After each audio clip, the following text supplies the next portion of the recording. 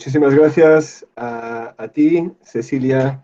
Muchas gracias también a la doctora María Teresa Cortés Zavala por la amable invitación. Evidentemente es un gran honor y un placer el poder participar en estas celebraciones, las magníficas celebraciones del 47 aniversario de la Facultad de Historia de la Universidad Michoacana de San Nicolás de Hidalgo. Y me complace además poder volver a dirigirme a mis amigos y colegas de la Nicolaíta. No es la primera vez que doy una conferencia en Morelia. De hecho, ya estuve una vez en el 2007 hablando entonces del monarquismo renuente de Santa Ana, como de su dictadura en otra ocasión, y volví en el 2011 para hablar de los pronunciamientos en el México decimonónico. Es increíble que hayan pasado ya 9 años desde entonces. La pena, claro, de hoy es el tener que estar, sin poder pasear por Morelia antes y después del evento y tomarme pues, unas chelas con ustedes, pero bueno, nada, será cosa de volver cuando la pandemia termine. En fin, feliz 47 aniversario. Y curiosamente, hoy, 7 de octubre, a modo personal, celebro otro aniversario.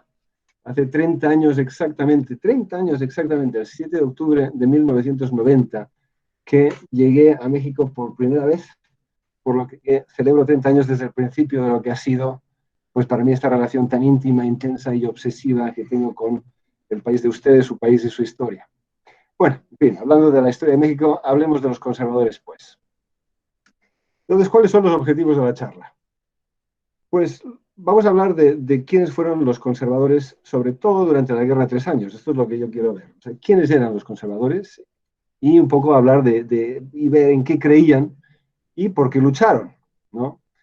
Y para ello, antes de adentrarme en el tema, lo que propongo es, a modo de contextualización, es un poco resumir la idea que se tiene por lo general de lo que pensaban los conservadores, de quiénes eran y de cuál había sido su evolución política en el México independiente, sin olvidar un poco la idea de que nos ha legado la historia oficial. O sea, lo que primero voy a dar un poco un resumen, ¿no?, de lo que entendemos por conservadores.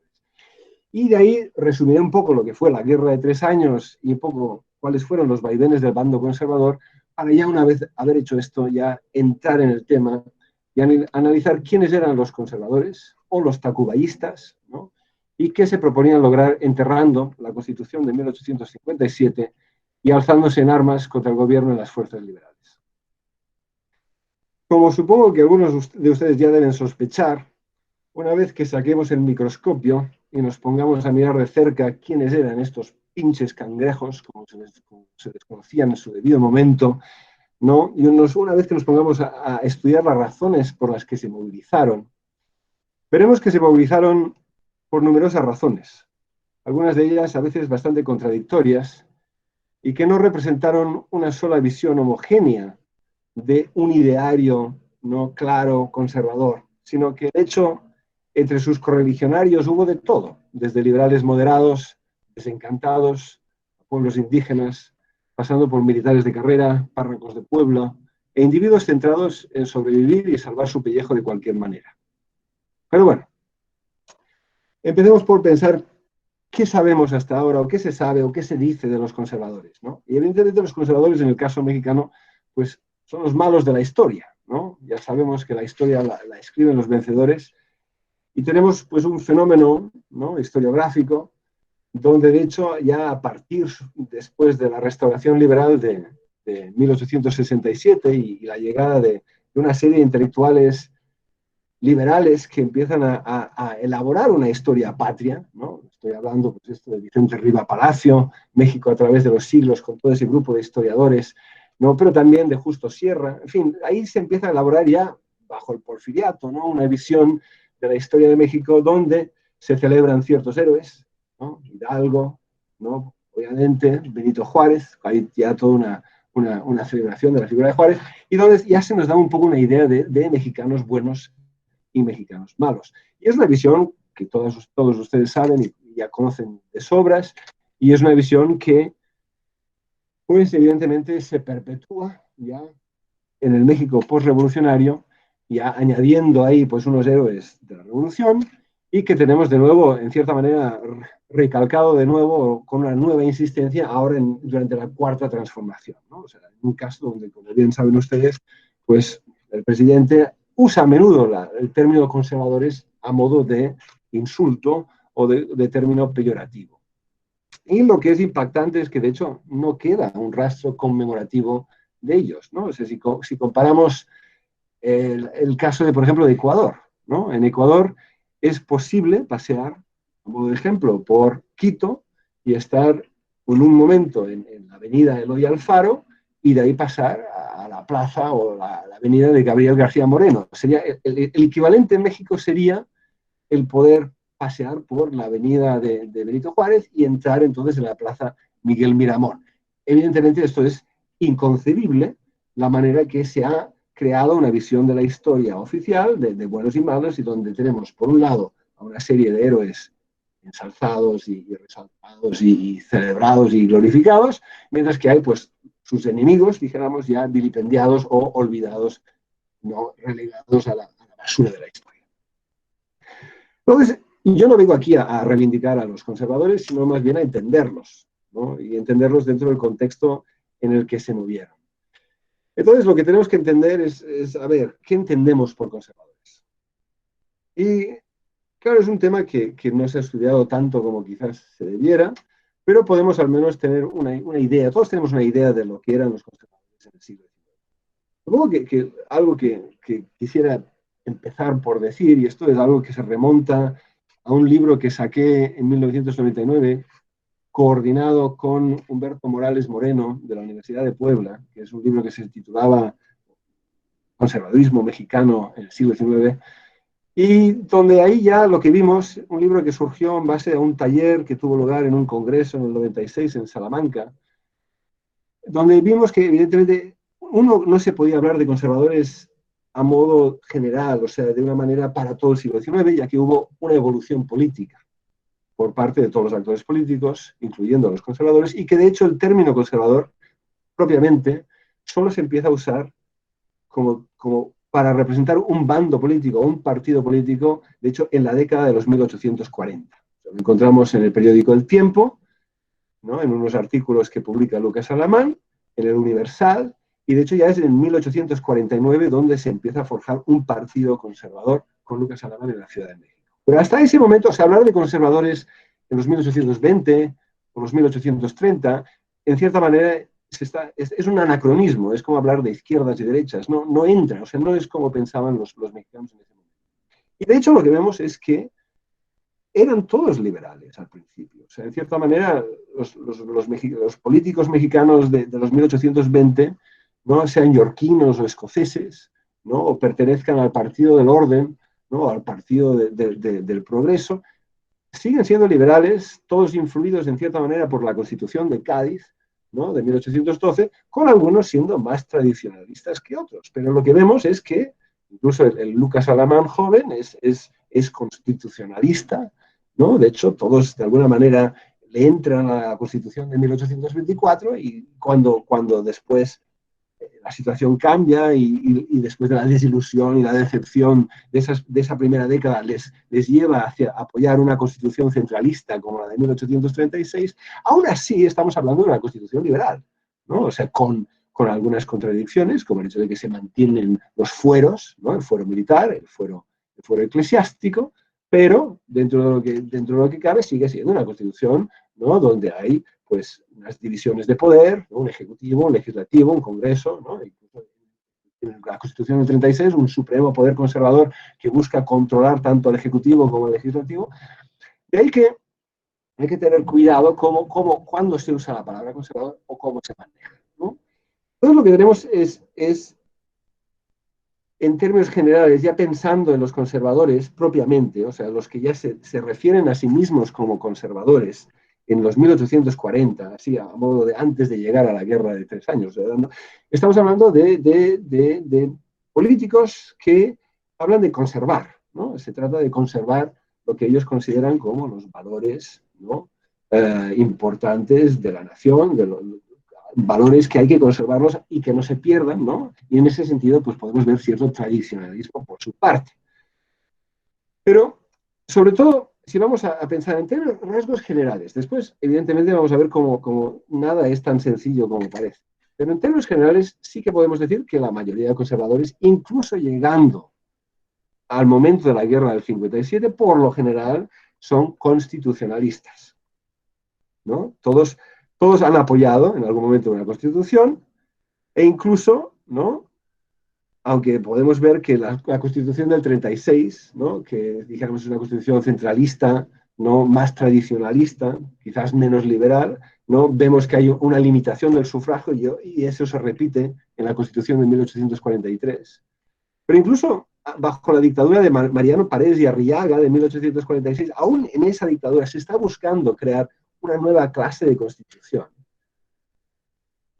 E incluso en las elecciones de 1849 en la Ciudad de México, Alamán y compañía también apoyan el hecho de que haya elecciones. Lo que pasa es que el impacto de la guerra contra los Estados Unidos y las consecuencias de ello llevan a que hayan muchos políticos dentro del movimiento conservador que ven finalmente que el sistema representativo no está funcionando, culpan un poco a esos experimentos constitucionales por la pérdida del territorio contra los Estados Unidos y algunos de ellos empezarán a defender la idea de una dictadura. Pero la defensa de la dictadura, por lo general, la veremos incluso con Miramón, y lo veremos dentro de un momento, es una defensa de una dictadura como una medida temporal, ¿no? Es algo que ven como la manera de parar un poco el caos, poner orden y después convocar un nuevo Congreso que elabore una constitución que se adecue a la situación. Y esto es importante que no lo olvidemos, ¿no? Incluso la vena monarquista dentro de la familia conservadora, incluso los monarquistas, ¿no? Como Gutiérrez Estrada, incluso ellos están buscando quizás la necesidad de que haya una constitución de alguna clase, ¿no? Eso sí, para 1853 tenemos la carta de Lucas Alamán a Santana, cuando Santana regresa del exilio, ¿no? Invitado por conservadores y puros al mismo tiempo en 1853, donde ahí ya Alamán está diciendo que lo que hace falta es una dictadura, ¿no?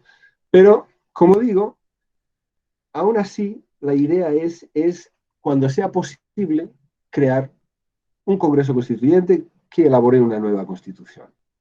Y también en términos de esa idea monárquica, también es importante dejar claro que no todos los conservadores son monarquistas y que de hecho la idea de la monarquía, aunque una persona como José María Gutiérrez de Estrada ya la maneja en una carta que él publica dirigida a Anastasio Bustamante en 1840, donde habla de la necesidad de una monarquía, es excepcional. O sea que de hecho la mayoría de conservadores, incluso en plena guerra de 3 años, en guerra de reforma, no están defendiendo la imposición de una monarquía, ¿no? Los conservadores monárquicos o monarquistas son, de hecho, una minoría, ¿no? Que se encuentra de hecho, en el exilio y que acabarán imponiéndose ya con la intervención francesa, pero que antes de la intervención francesa, asociar el conservadurismo mexicano con el monarquismo es problemático porque la mayoría no lo son.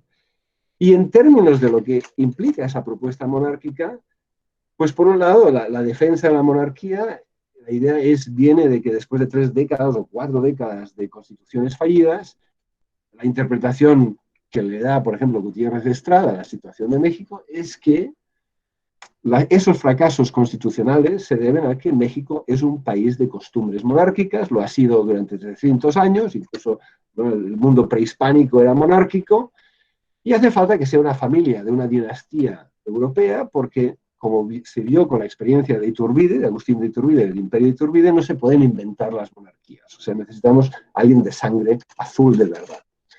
Pero también hay un elemento pragmático en esta visión monárquica y es la que ante la amenaza de unos Estados Unidos expansionistas, pues tiene mérito la idea de que si uno se asocia o se vincula a una familia real europea, pues uno podrá entonces no tener el apoyo militar o la defensa de ese poder europeo para frenar cualquier posible intervención estadounidense sucesiva en México, ¿no? Y también la idea de que si se vincula a México con un poder europeo a través de una familia real, pues entonces también habrá inversión europea. O sea que también hay un elemento monárquico, no solo ideológico. Pero como digo, incluso durante la Guerra de 3 años, la propuesta monárquica es minoritaria dentro de la familia conservadora. Lo que sí que tenemos es ya como algo típico del conservadurismo, es una visión centralista, son centralistas.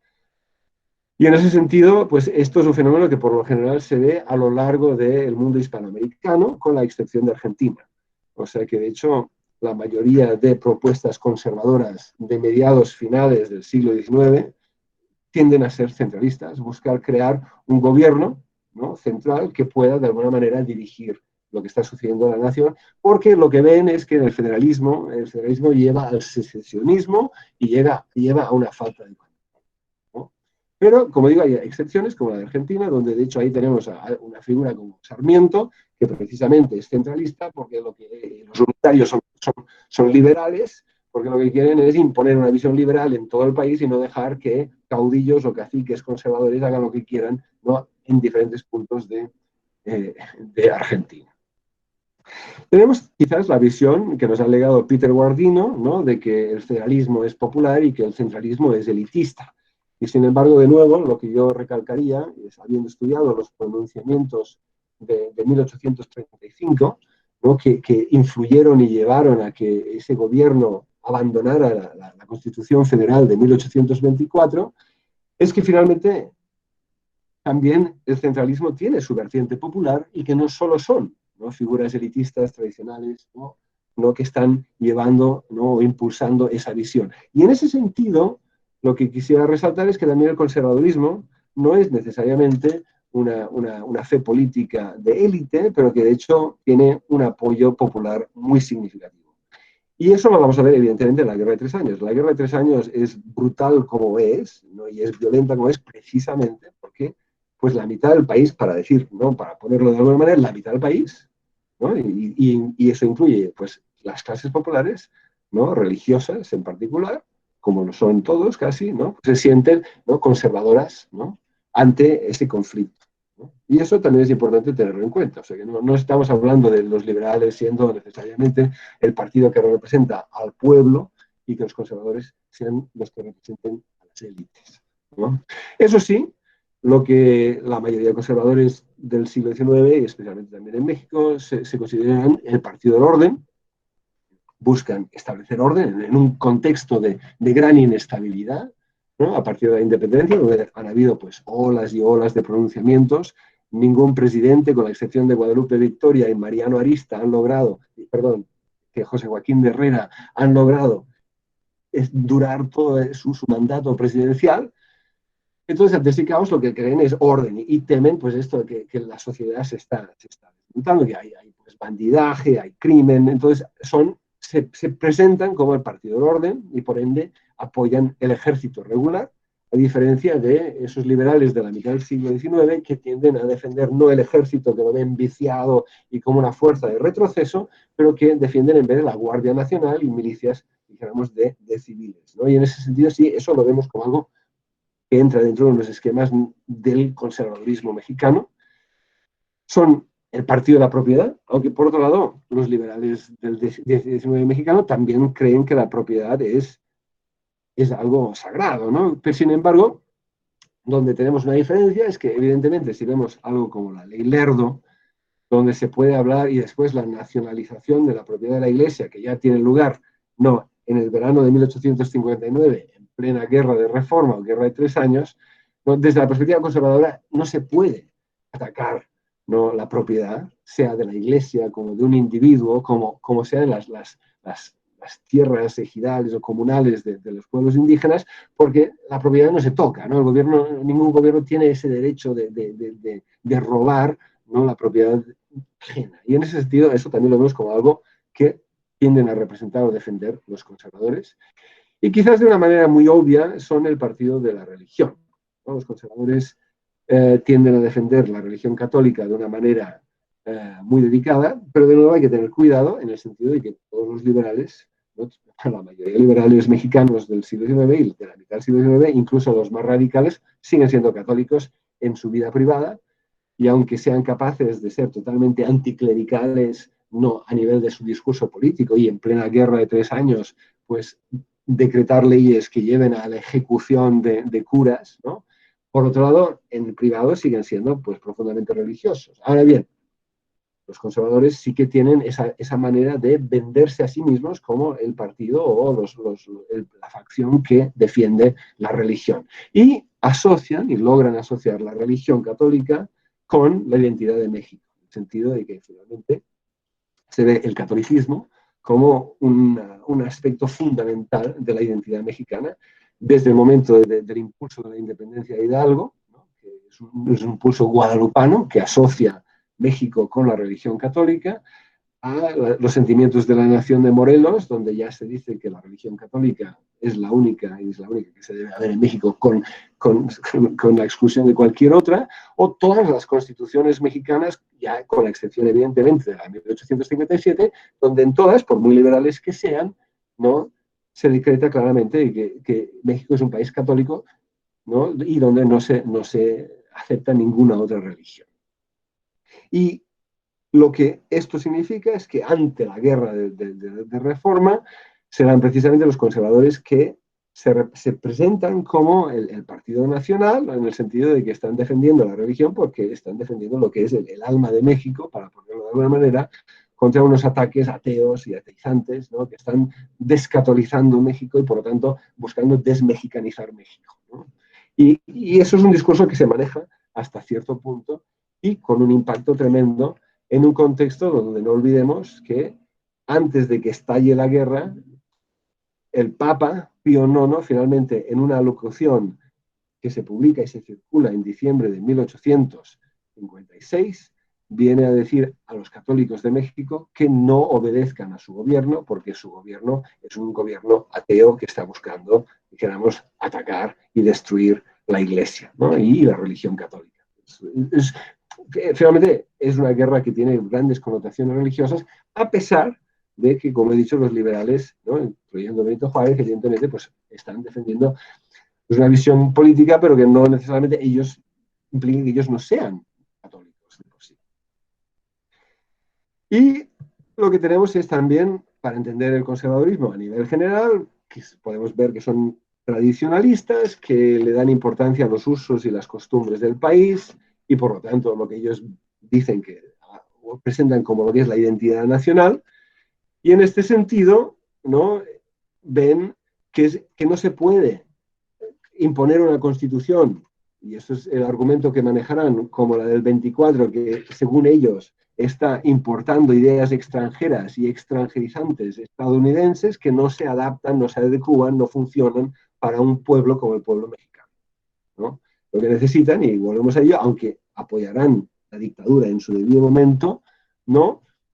Si se elabora una constitución, lo que quieren es que sea una constitución, y es lo que repiten una y otra vez, que respete las costumbres del país mexicano, del pueblo. O sea, que tiene que ser, se tiene que respetar, o sea, cuáles son esas costumbres. Entonces, por ejemplo, atacar las fiestas religiosas, pues es atacar lo que es, ¿no? Las tradiciones, lo que es la naturaleza de México, ¿no? Esa es la manera que yo lo veo. Y también algo típico del discurso conservador, y esto es no solo los conservadores mexicanos, pero lo encontramos en el padre del conservadurismo británico, de Edmund Burke, la visión de que el conservador es una persona pragmática, es una persona realista, es una persona que, ateniéndose a la importancia de esos usos y costumbres y de la realidad tal y como es, busca reformar el país, pero despacio, ¿no? Y de una manera que funcione, no buscando imponer quimeras, ¿no? Ideas muy bonitas, utopías, pero que por ser poco prácticas resultan peligrosas a fin de cuentas, ¿no? O sea, que es cuestión de... No es que no buscan ir para atrás, ¿no? O sea, como la canción que sale en plena guerra de 3 años y que se le atribuye a Guillermo Prieto, ¿no? Lo de los cangrejos para atrás, ¿no? Zas, cangrejos para atrás, la idea de que los conservadores buscan dar marcha atrás en el tiempo, sino que la idea es progresar, pero poco a poco, gradualmente, como diría Edmund Burke, super-adding, ¿no? Añadiendo, no destruyendo el edificio e intentando poner uno totalmente nuevo, sino construyendo, edificando sobre lo que ya hay.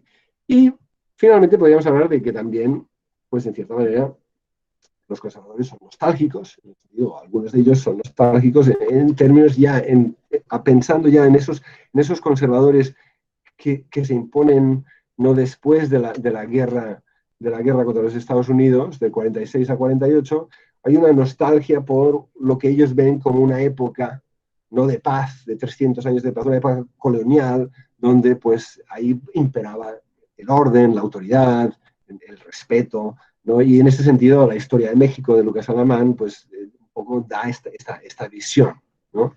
Ahora bien, esto es rasgos muy generales, lo que podríamos decir, dijéramos, ejemplifica el pensamiento conservador de mitad del siglo XIX.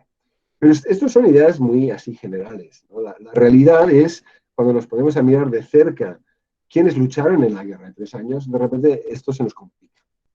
¿Qué pasó en la Guerra de 3 años? Así, muy rápidamente, tenemos una guerra que estalla por toda una serie de razones, tanto de corto y largo plazo, pero finalmente estalla la guerra porque el gobierno de Ignacio Comonfort, que es un gobierno presidente moderado, liberal, reconoce que la Constitución de 1857 es totalmente impopular y, según él, impracticable, no le permite gobernar porque ata las manos del presidente, y se deja llevar por liberales moderados, ¿no?, en llevar a cabo lo que es un autogolpe, en cierta manera, del 17 de diciembre de 1857, el plan de Tacubaya, para frenar un poco los alzamientos militares conservadores y impedir que los conservadores asuman el poder, pero también para impedir que el caos continúe estando como está y convocar un nuevo Congreso que sea también liberal y que sea también federal, pero no tan radical, ¿no?, una constitución no tan radical como la del 57.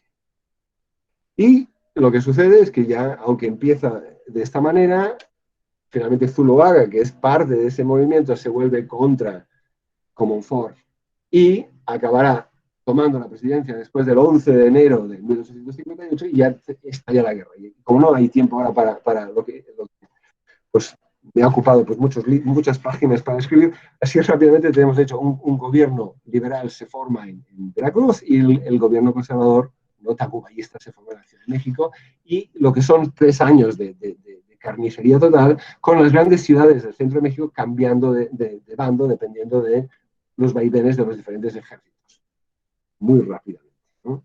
Pero lo que vemos es que, si pensamos en términos de quiénes eran estos tacuballistas, pues lo que vemos es, de hecho, una familia conservadora muy dividida, ¿no?, especialmente incluyendo no solo a los conservadores apoyados por el clero y por el Vaticano, sino también, pues esto, los liberales moderados entre ellos, y por lo tanto tenemos, por un lado, un movimiento tacuballista que empieza liderado por liberales moderados como Ford, reemplazados por liberales moderados que se vuelven conservadores como Félix Zuloaga, que es entonces el presidente conservador durante el primer año de la guerra.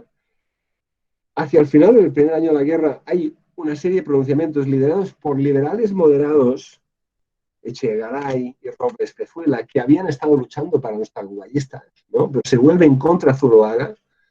Solo que después Miramón no acepta su plan y él se vuelve contra ellos y se impone. O sea, estamos hablando de unas peleas muy fuertes dentro de la familia conservadora. Se impone Miramón, pero incluso alguien como Miguel Miramón, que entonces acaba siendo el presidente conservador para buena parte de 1859 y 1860, se encuentra teniendo que encarcelar a Leonardo Márquez, porque ve que Leonardo Márquez hay una conspiración de conservadores aún más reaccionarios, no que Miramón, que busca derrocarlo y lo encarcela, y acabará también el mismo Miramón encarcelando a Zuloaga, aun cuando ya en 1860, cuando de hecho empezaron, dijéramos, trabajando juntos.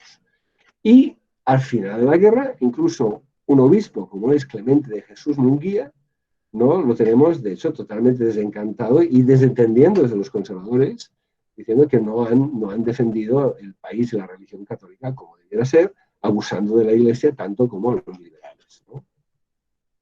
Entonces, lo que vemos es, por un lado, que los tacuballistas no son necesariamente conservadores, o hace falta repensar qué entendemos por conservadores, ¿no? Por un lado, ¿quiénes son los tacuballistas? Pues hay entre ellos muchos liberales moderados. Y en cierta manera, algo que arguyo en el libro de la Guerra de 3 años es que esta guerra no es solo una guerra entre liberales o conservadores, no es tanto una guerra entre liberales y conservadores, pero una guerra dentro de la familia liberal entre liberales moderados y liberales puros. O sea, Comonfort, que es de hecho el que empieza la guerra, un poco aún queriendo no empezar la guerra, es un liberal moderado. Manuel Paino, Echegaray, como he mencionado, Robles Pezuela, y hay otras figuras como Negrete, etc. Estos liberales moderados, algunos después recapacitarán y cambiarán de opinión, pero muchos de ellos apoyan inicialmente ese movimiento porque están en contra del radicalismo, de la Constitución del 57. Para ellos va demasiado lejos. Creen, sí que tienen ideas liberales, pero creen que hay que defender todavía la religión, no hay que atacar la Iglesia, y tienen esa postura. Hay, vamos a decir, los conservadores de hechos y derechos, figuras como Luis Gonzaga Cuevas o Manuel Arrainza. Hay militares de carrera. La mayoría de militares de carrera defienden la causa conservadora porque, ¿no?, la Constitución del 57, ¿no?, y la ley Lerdo, en fin, y la ley, la ley Juárez ataca un poco los fueros militares y en este sentido pues se sienten atacados. Osoyo, Miramón, Márquez y Mejía. Están evidentemente los curas y los obispos, que también defienden la causa conservadora, pero como he dicho, hacia el final de la guerra, tanto el arzobispo Lázaro de la Garza de Ballesteros como Clemente Jesús Munguía, de hecho, se niegan ya a apoyar al gobierno de Miramón porque de hecho Miramón está apropiándose de la propiedad de la Iglesia de la misma manera que los liberales, pero para recibir fondos para su causa militar. Pero también después tenemos un pueblo religioso. Hay a lo largo de los archivos estatales numerosos documentos, ¿no?, donde se ve cómo las comunidades y los pueblos y la población en general acaba defendiendo la causa conservadora.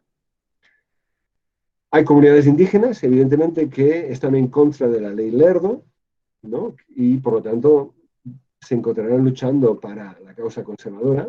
Aunque también lo que mi investigación muestra es que, de hecho, las comunidades indígenas también luchan en contra de los conservadores. Lo que luchan es para conseguir, para rescatar sus tierras, ¿no?, incautadas o expropiadas, y de ahí que, de hecho, dependiendo de quién es la figura que esté atacando, ¿no?, sus derechos, pues se unirán al bando que esté en contra de esa persona. Pero realmente la tendencia por lo general es que se encuentran apoyando la causa conservadora. Evidentemente están esos monarquistas en el exilio, José María Gutiérrez Estrada, José Manuel Hidalgo y Snorrizar, el padre Francisco Miranda, etcétera, pero que son una excepción. Y después hay muchos casos, por ejemplo, encontré en Guadalajara, en el archivo del Estado de Jalisco, pues el diario de un tal Ramón Barbosa, que en el diario lo que vemos es que él se considera liberal, solo que en ese contexto, viendo cómo son los liberales o los que defienden la causa liberal en Guadalajara, se ve precisado a apoyar a los conservadores en Guadalajara. Y en el diario queda claramente que él se siente muy incómodo y disgustado de que haya tenido que ponerse del lado de los conservadores, pero de hecho en el contexto local, ¿no?, los prefiere apoyarlos a ellos que a los liberales en el contexto local. Y esto es algo que también mi investigación me ha venido a demostrar, que de hecho tenemos estas grandes ideas de liberales y conservadores, de dos bandos, pero la realidad de por sí es una en la que factores locales determinan si una persona acaba apoyando a un bando u otro. Y eso a veces tiene nada que ver con las grandes ideas de las que he estado hablando, de que si centralismo o federalismo, que si la importancia de una dictadura o no, sino más bien quién es la figura que encabeza el movimiento liberal o conservador local y cuál es mi relación con esa persona, y ante eso determinará, ¿no?, en términos de mis propios agravios locales y personales, de qué bando me pongo.